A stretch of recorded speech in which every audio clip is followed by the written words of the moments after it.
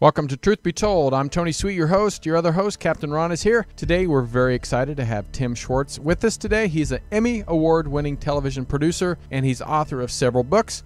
With his extensive travel, he's investigated paranormal phenomena and other unusual mysteries from such diverse locations as the Great Pyramid of Egypt to the Great Wall of China. And today we're going to be talking about some of his travels and some of his work. We'll touch on UFOs, paranormal, Nikola Tesla, New World Order, and the Illuminati. And please welcome to Truth Be Told, Tim Swartz.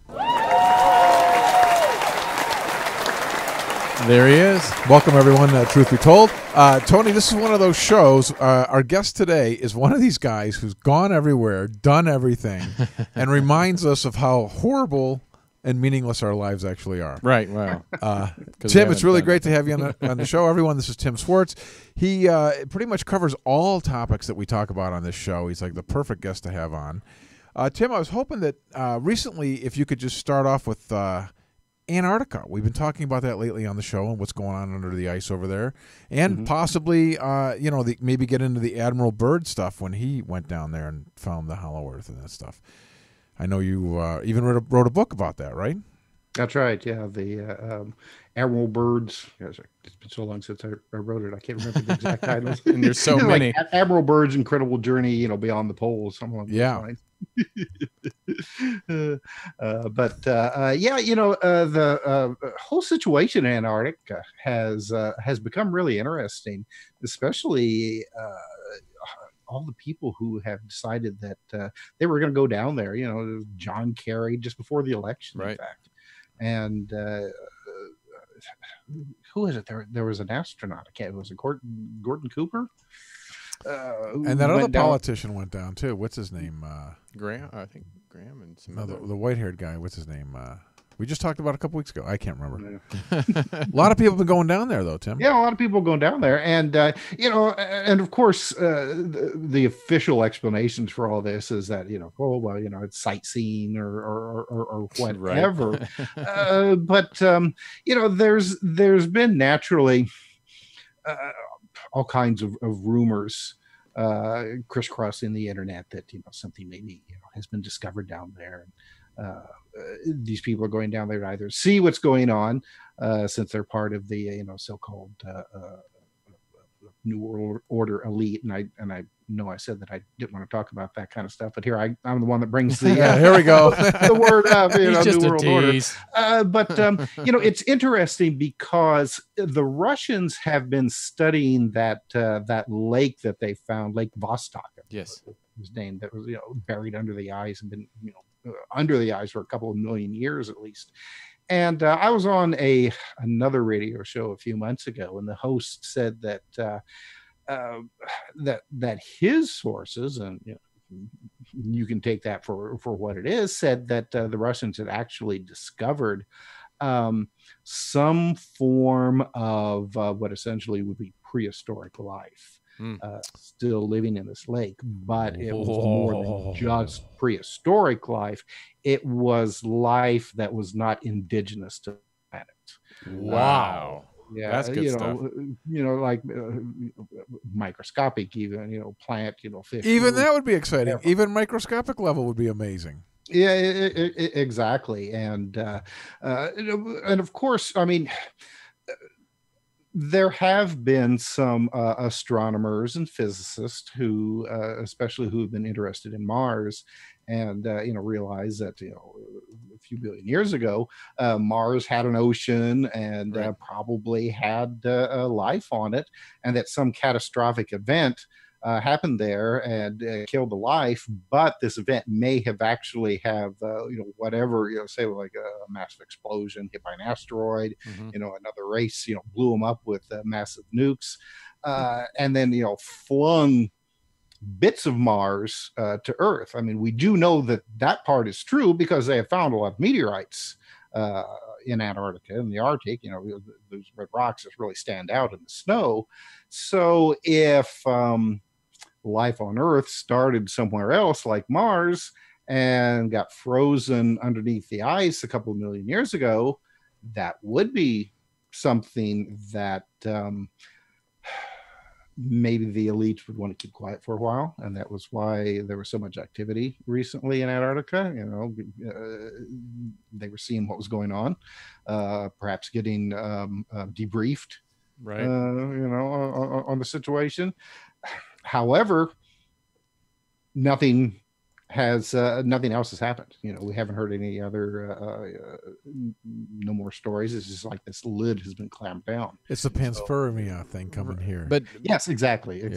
But do you think with the caps that are now melting and big chunks are breaking off, do you feel that this is a natural progression, or do you feel that there's something that they're trying just to get down to this level, or are they getting nervous because this could expose the truth? Do you mean, do I think that they're actually that somebody or some group is actually whittling away at the ice fields and I don't know. Because I just feel like this, if big sheets of ice, like they keep saying, they're huge, that this is just going to reveal the truth. And well, and that is probably, if there is something interesting and extraordinary going on in Antarctica, that may be why the sudden interest, because of the massive melting that's taking place, right, in the North and South Pole. Well, something's going on. Why are these guys? Gingrich was the guy I couldn't think of. Yeah. Why are these guys all going down there? There's certainly some smoke down there. Let's say that, right, Tim? There's certainly more activity than there's been in years past. Well, there was even a Russian religious leader went down there. It was the first time anybody of that caliber had gone to Antarctica, and it's just like, why? Right. You're not going. He wasn't going down there to photograph penguins. That's right. Something's up. Well, let's talk more about Antarctica. Before this recent development, there was a lot of talk down there about Nazis being down there, and then Admiral Byrd flying over and possibly entering into the Earth from down there, right? Yeah, that part of the book that I put together about Admiral Byrd, because there has been this story that's been circulating for a long time, a number of years, that Admiral Byrd had an expedition, and for those who aren't familiar with Admiral Byrd, this was a gentleman that he was one of the last great explorers, and the Arctic regions were still pretty much in his lifetime, which would have been very end of the 19th century into the 20th century.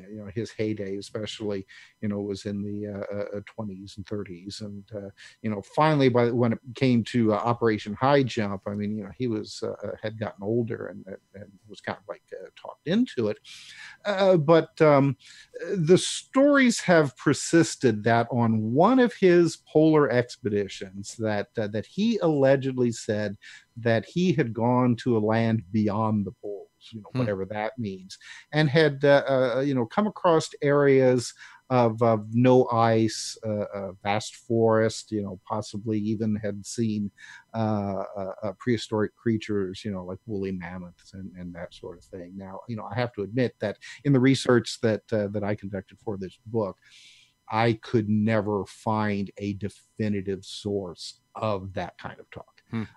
It just seems to be a situation where, like maybe one writer, back in the 50s or something, mentioned it in a Hollow Earth book, and then it just, persisted. And then naturally with the internet, everybody just copies and pastes. Right. It's the telephone game that's just grown now, right? Yeah. Oh, very much so. Very much so. The internet's very easy to do that. Well, you take a phrase that is on one website and say, copy and then paste it into Google, and just see how many other websites had that very same phrase. Especially when it comes to our favorite subject, UFOs, ghosts, what have you. A lot of these websites and so-called writers, their idea of writing is basically just copying it from another website and putting it on their own. But when it came to Admiral Byrd and Operation Highjump, now this was an actual United States military effort that took place in 1947. Don't quote me on that. I don't have my computer here. It's near Roswell. I know that for sure. It is. Well, yeah, it was before Roswell. It was Right. like 46 and into early 47, because Operation Highjump did happen before Roswell. And the whole operation was extremely bizarre, because here it was, the World War II had ended. A lot of the Navy was being demobilized. Ships were being put up into mothballs, and then all of a sudden, here was this order to take a bunch of ships, a submarine, an aircraft carrier, a couple of thousand troops, and let's go to Antarctica for a scientific a mission, and to test equipment and personnel, and to look for minerals. And one of the excuses was that this was an operation to train soldiers, just in case the Soviet Union decided to invade North America by coming over the North Pole. Why they went to Antarctica to do this, nobody could offer an explanation. Right. That's pretty It would have been a lot cheaper to actually, go up into, like the Yukon or Alaska even. But, some people said, oh, well, if they did that, then, the Soviets would have got mad at us for doing it. So we'll go and sneak down to Antarctica and do that. So, so the real reason, nobody really knows. Like you have the official reasons for Operation Highjumps, and then you had the rumors that have persisted, throughout the years. And one of the most popular reasons was that this was a military exercise to look for a Nazi base hidden somewhere in Antarctica. Now, we know that the Nazis were very interested in establishing some kind of base or operation in Antarctica. And in fact, in the 1930s, they actually, Nazi Germany had invited Admiral Byrd to, come with us and, help us explore, because, you know more about Antarctica than anybody else. But for political reasons, he declined.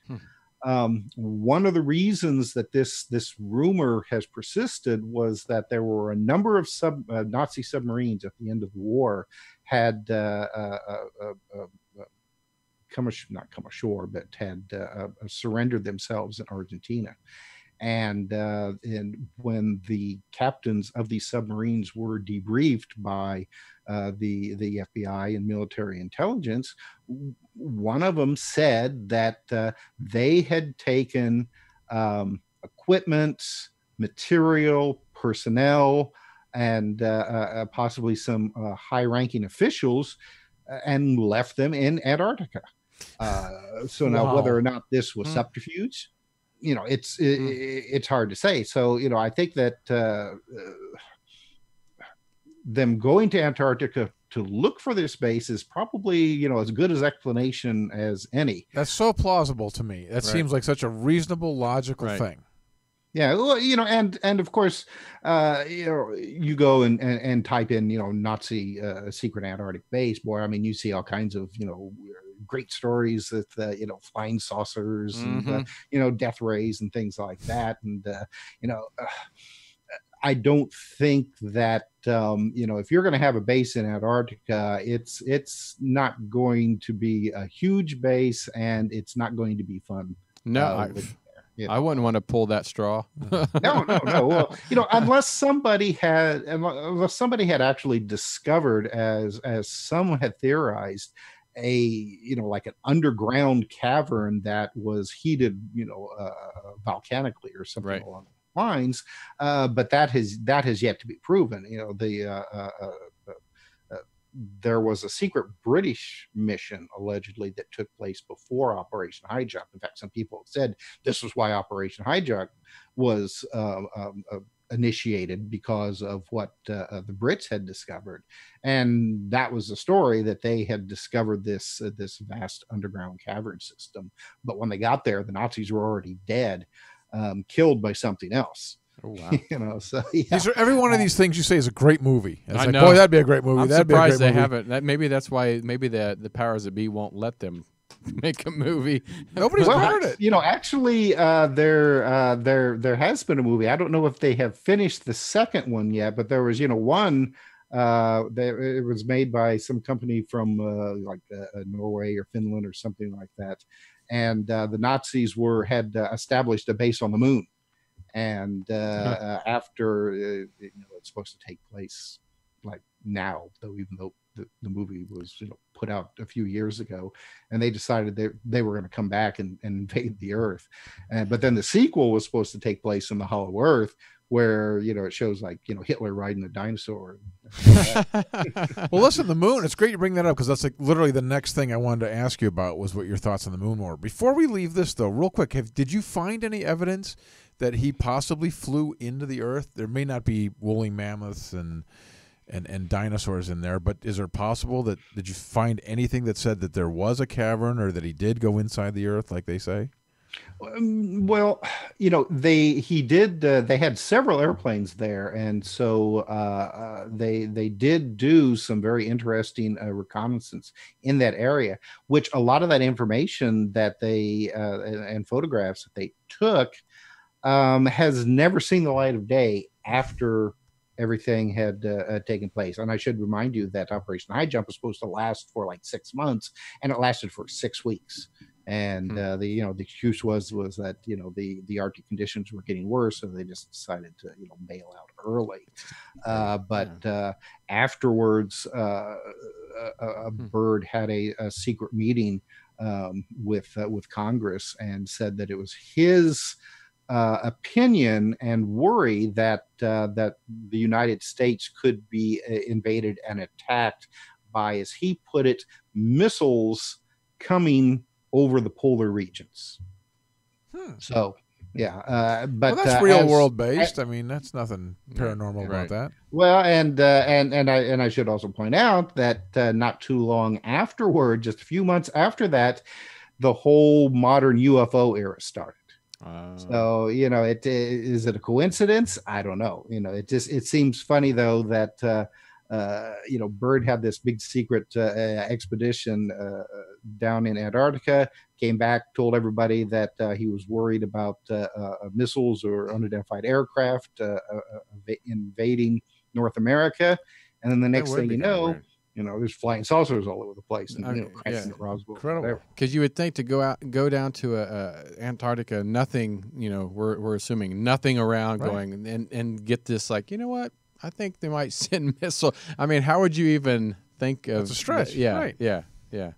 Yeah, exactly. Well, and that's one of the reasons why, a lot of authors have kind of, jumped to the conclusion that, maybe he did discover, like this secret Nazi base. And then it was the Nazis and their, flying disc who were there, invading America and the rest of the world. However, I think actually that kind of served as just the distraction because we now know that the real base of operations was taking place in South America. A lot of Nazi scientists, possibly even Hitler himself, escaped South America. Tim, let's go back to what you brought up there, the moon. What are your thoughts on the moon? We've had people on the show, everything from Fetcher saying we never went to begin with to, maybe that's why we were told not to come back. That kind of thing. Very similar to the Antarctic experience. So what are your thoughts on what happened at the moon, or what's going on up there? Well, I mean, I definitely think that we went to the moon. I mean,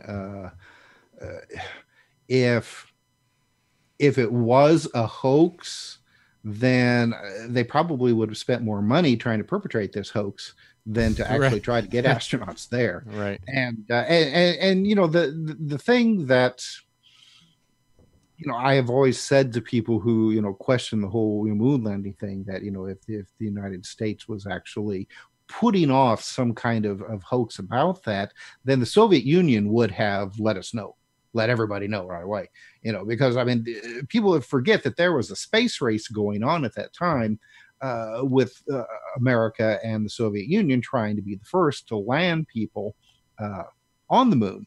And so if the Americans had faked it somehow the Soviet Union would have known it. And that's something that would have been extremely hard to hide from from a country who had the the radar and the radio telemetry capabilities that the Soviet Union had. Because they definitely were tracking the Apollo missions, and you can tell with the right kind of equipment where these radio signals and television images are coming from, and of course some people go as far as to say, oh well, we launched a satellite and landed it on the moon, and then we used that kind of like as a relay station, so we would send the video signals from Earth to the satellite, and then beam back. And it just gets yeah, I guess pretty. I agree. It really does. It really does. Nuts. You got to jump through hoops a lot of times, for these explanations. But it's interesting because you asked, whether or not we may have been warned off the moon, because there were at least, I think, 2, maybe 3 more Apollo missions that were on the schedule that were canceled. Right, which is similar to the Antarctic thing you said, that all of a sudden we went from 6 months to 6 weeks. And I thought, same thing with the moon, where we were supposed to go to all these things, and all of a sudden we didn't go. Right. So why don't you speak to that a little bit, and or the fact that, what about like the moon lining up perfectly? We just had the eclipse here. Mm-hmm. What are your thoughts on that? That it's exactly the same size, that the moon's exactly the right distance between Earth and the sun to fit right there. Do you have thoughts on that exactly? Was it placed there? That's what people say. That is amazing, isn't it? That that it's able to do that. It's a hell of a coincidence. The structure of the moon itself is unusual, though. Now they're saying, based on the lunar rocks that they brought back, that probably the Earth and moon formed pretty much at the same time. But there was some kind of, like event, like maybe Mars or some other planet about the size of Mars, hit the Earth and, split it in two. But when I think it was either Apollo 11 or Apollo 12, one of the spent boosters was actually sent and made to crash into the surface of the moon. After the astronauts had left, they had left behind like seismic instruments, and the scientists were hoping that they could get some seismic readings, and you could get a better feeling and knowledge of what the interior of the moon is made of, based on these seismic waves. Well, when this booster did crash into the moon, the report is that the moon rang like a bell for hours afterwards, which led some scientists to speculate that it's hollow inside. So, is the moon actually like maybe some kind of arc? That has been bandied about, that people are not indigenous to Earth, and that we were brought here from someplace else by some kind of generation ship, and that generation ship was the moon.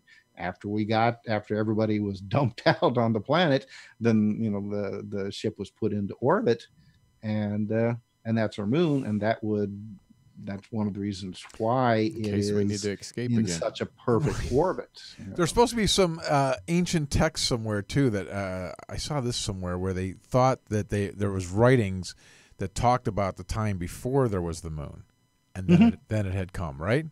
Oh yeah. Well, I know that there's been some like some of the ancient civilizations in South America, like the Maya and the Olmec, but places even further back than that, like in Europe and Africa, there are stories of the days before the moon. And in fact, there have been some societies who said that the current moon is only like the fifth or sixth one. The other, wow. We had other moons that something happened to them. Interesting. That You is never interesting. know. Hey, we should take a quick break. This is Truth Be Told. We're with Tim Swartz, and we'll be right back after this commercial break. Have you ever thought you'd like to buy and sell houses but didn't know how or where to begin?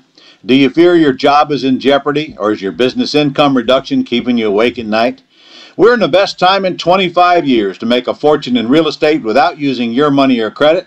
My name is Ron LeGrand, and I've taught 500,000 people to do just that, and personally bought hundreds of houses myself. If you'll call 800-970-6155, 24 hours, and leave your information, I'll send you the first 500 callers my hot new CD, Foreclosure Fortunes, and my best-selling book to help you get started absolutely free.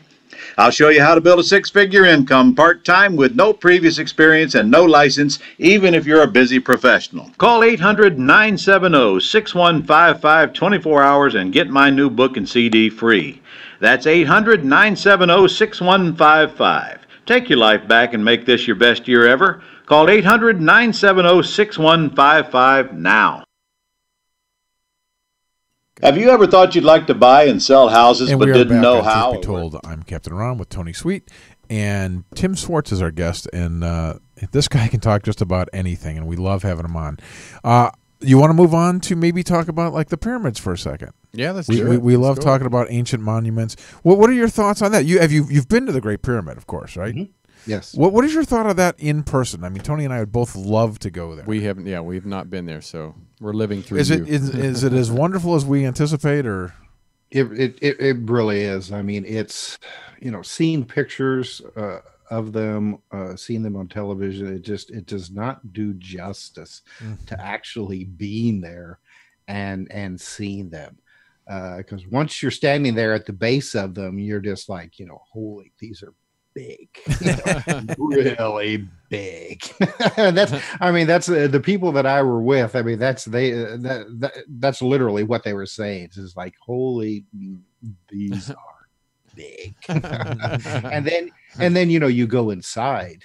We had the opportunity to because we were being escorted by some like local government officials. And, they took us into some of these tunnels in the pyramid that the, normal tourists don't get to go. And, you're inside, and the stones that make up the interior of the pyramids are just, they're huge and so well fitted together. But not, not as well fitted together as some of these places, in South America, but still, when it comes to the idea of the pyramids being built maybe by somebody else besides people, I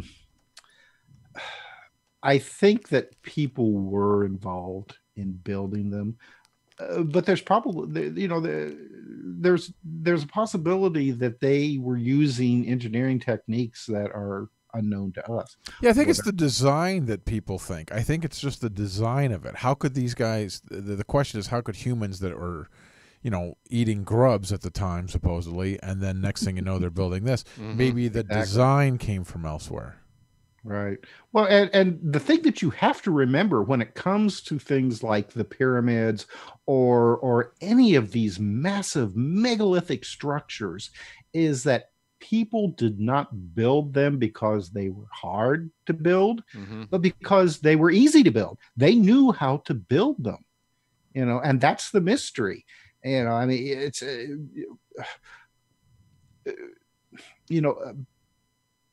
if you ask an Egyptologist how the pyramids were built, they'd say, oh, well, you had like thousands of people with, log rollers, and they'd get the sand wet, and they'd push these, 90, 80 ton, boulders or rocks up these ramps. And it took them, 50, 60 years, something like that.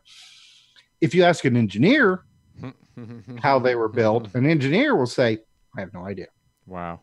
It's not, we know that, even with our most modern, cranes and things like that, it would be extremely difficult, if not impossible, for us to build it. Yet there they are. So somebody had to know how to build them. and somebody knew how to build them easily. Now, it could be technology that we had as humanity and then lost it, of course. I mean, there's no reason it had to originate off planet. It could have been we built up to this technology and then lost it from a war or what have you. Tony and I talk about that all the time. If there was a travesty here, I can't get lead in a pencil, let alone make an iPhone, you know? So it's like that would be lost.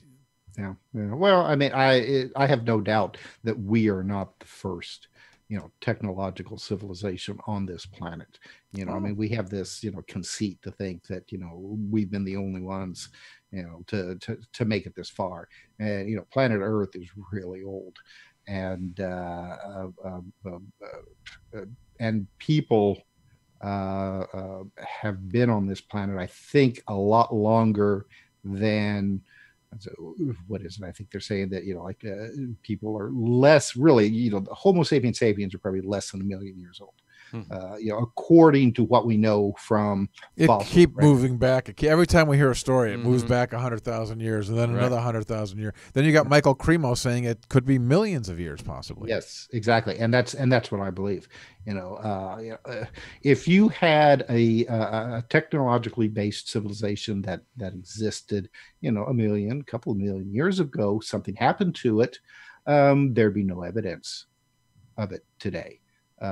Everything Mother Nature has just this wonderful way of just whittling away, and possibly some megalithic structures would remain, but if we're talking about something pre Ice Age, even that would be long gone because the glaciers, would just wipe everything out. And then let's not forget, cosmic catastrophes. A good asteroid hitting at the right place, and everything's gone.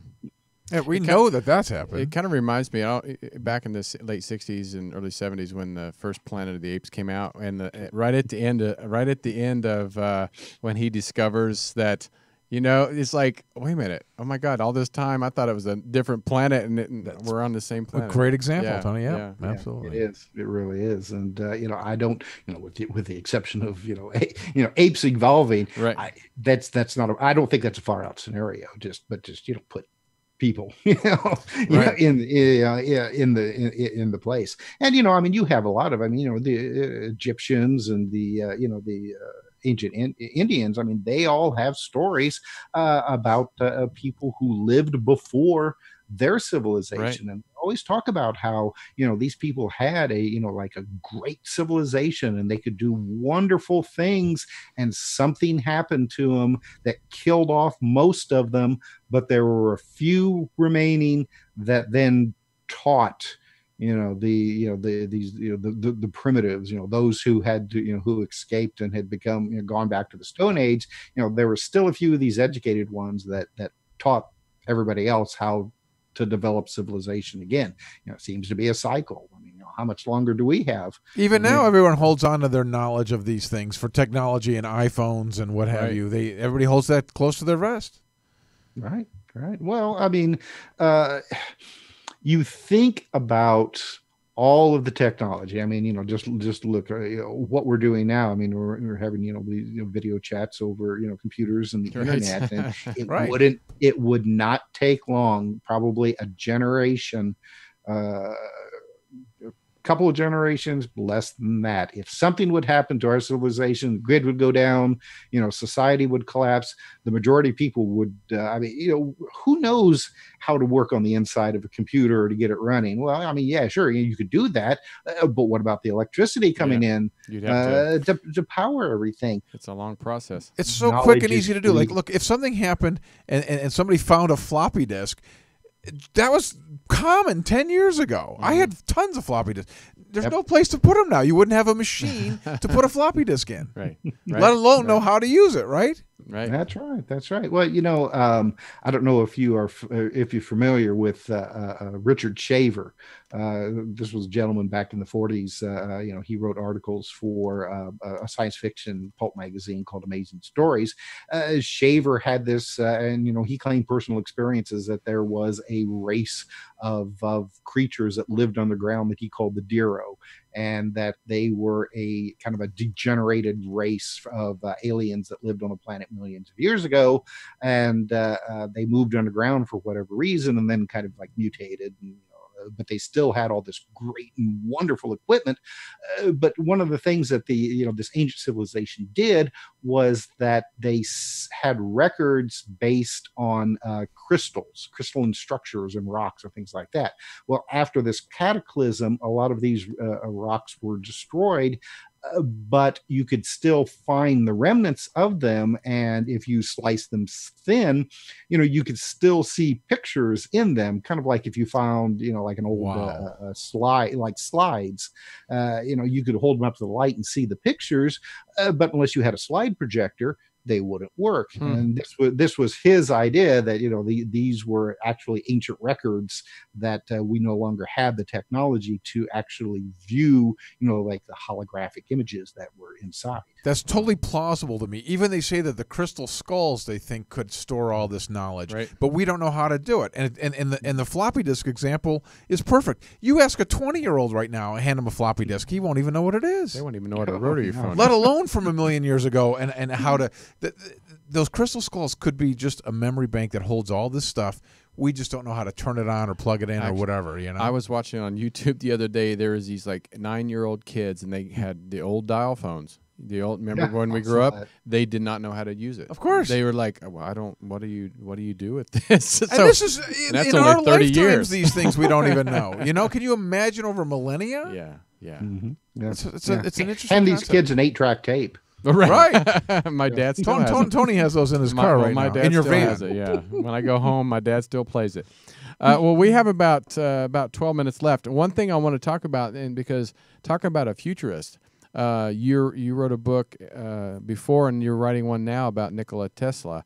Talk about somebody that had, I feel, knowledge, ancient knowledge, and brought it into before we even are using it. Now we're starting to really use it today. But can you tell us about your new book, and tell us why is this guy so far advanced of most civilization that we even know today? Well, Nikola Tesla, he was born in 1856 and died in 1943, and we can thank Tesla for our ability to be able to power our equipment, use our computers, everything like that, radio, really the basic forms of television, robotics, remote controls. The list goes on the amazing things that this guy came up with, really right at the turn of the 20th century. And yet it hasn't been until recently that people have started to remember who Tesla was. When I went to school, we weren't taught about Nikola Tesla. It was Edison. Edison did everything. Right. And in fact, for a long time in the Smithsonian Institute, there was a big bust of Edison with a plaque talking about how this guy invented electricity and the whole electrical grid system in the United States, which was just patently wrong. That was done by Nikola Tesla, who invented the AC motor, and from that AC motor, we have everything that we have now thanks to this guy.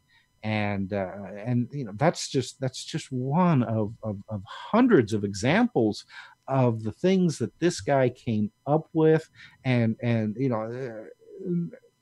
there was just like almost an infinite amount of things that he thought about, that he was wanting to try to invent and to put together, but the technology at the time just really inhibited him. He had these ideas, and maybe could work a little bit on them, but the early 20th century technology just prevented him from going much further. We're talking about a guy, he came up with the idea that he could send electricity around the world without cables, without wires, without the grid system. And in fact, he even went as far as he built a tower on Long Island, New York, and he was going to do that.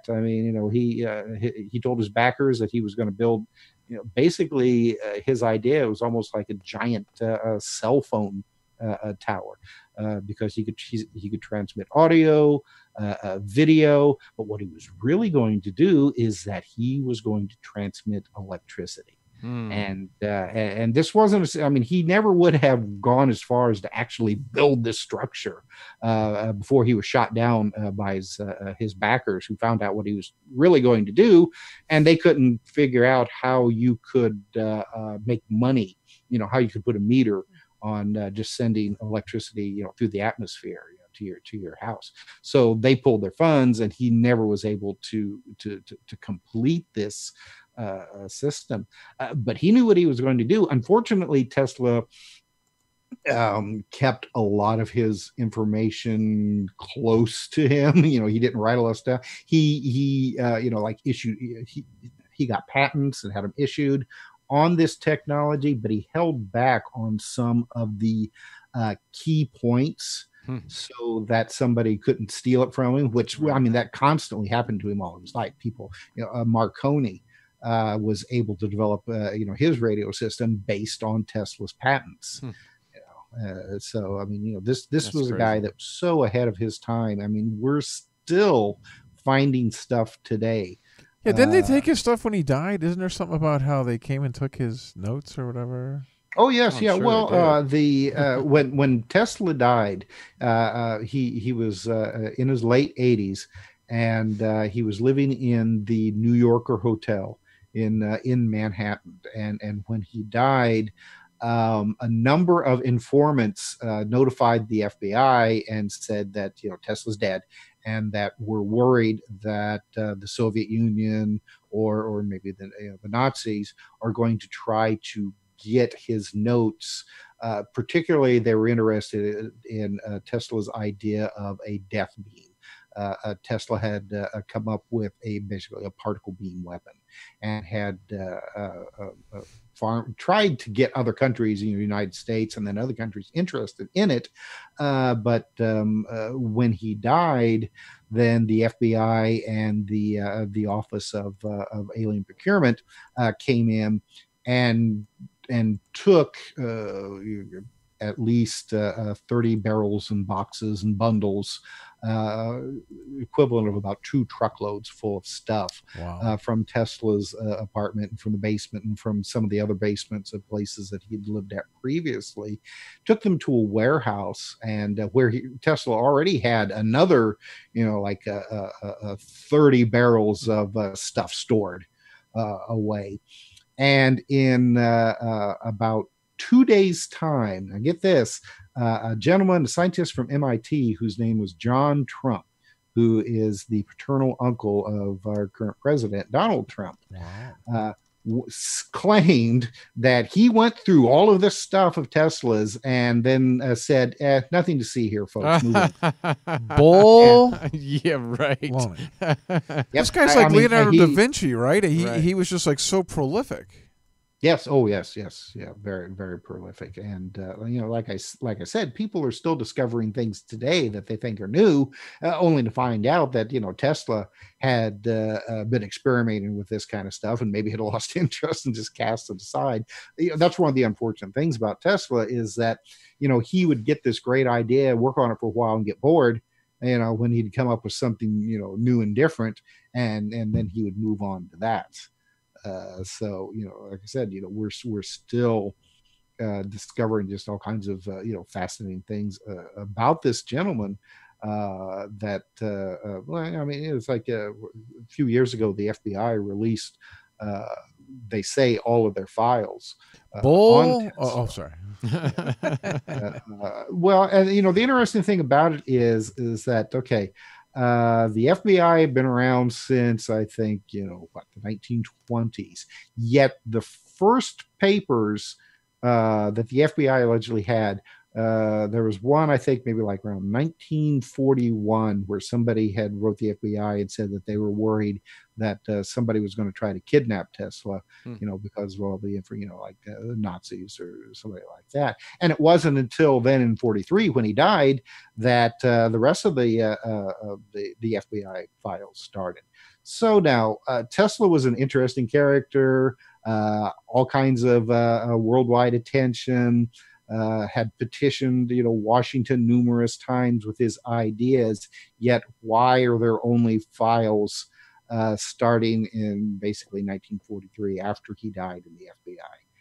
It's That's pretty amazing. Something's not quite right with that. Yeah, again, it's not adding up. Yeah. I mean, do you feel like majority of his theories and inventions have taken us to a whole new level, and still undiscovered documents? Do you think that maybe one day we'll find more? Because I mean, if he was like what's the billionaire Howard Hughes, I feel like there was such a mistrust of people around them. A lot of people back then would hide things. Like where I'm from, there were people that would bury their money and bury possessions. I wonder if there's eventually we'll find. Can you imagine we found something? Oh my God, that'd be great.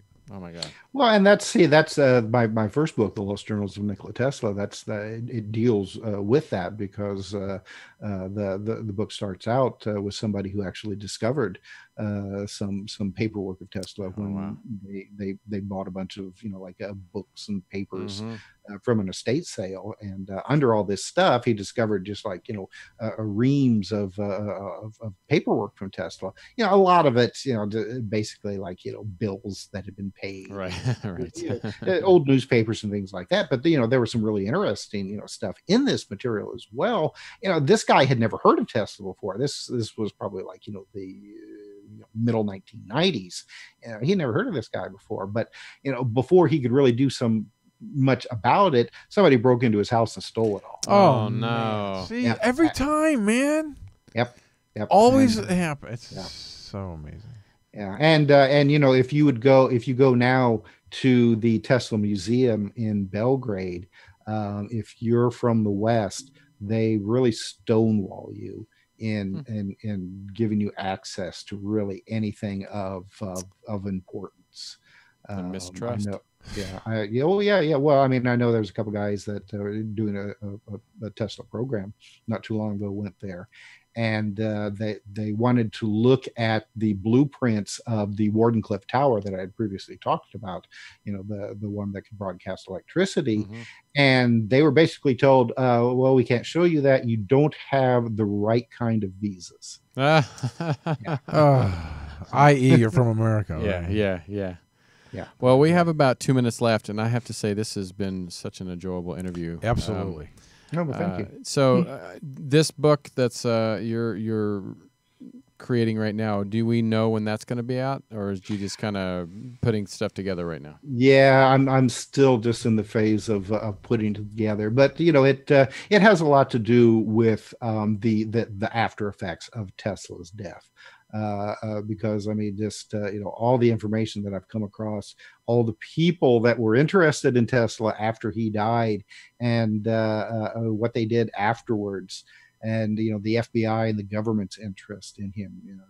That's going to be the main theme of the book, as well as some people who claimed afterwards that they knew Tesla and have developed their some of their own things, like a guy named Otis Carr, who tried to build basically a flying saucer based on Tesla's some of Tesla's ideas. So maybe early next year. I think we can't wait, and we hope to have you back when that comes out. Absolutely. Well, this is Tim Swartz. You can go to conspiracyjournal.com and check out his website. And listen, this is I can tell one of our favorites already. So we would love to have you back. But for you people that are just tuning in, go to truthbetoldwebtv.com. Check out our website. We have a lot of great guests coming up for the October, and it's Halloween, so we're going into paranormal season. And please go into our YouTube channel, subscribe. We want you to go there by Truth Be Told TV, and we appreciate every comment and every subscription that you guys do for that. So I'm Tony Sweet, and this is Captain Ron. Tim Swartz, thank you so much for being a part of Truth Be Told. My pleasure. Thanks for having me on. You got it. Until next time, we'll see you then.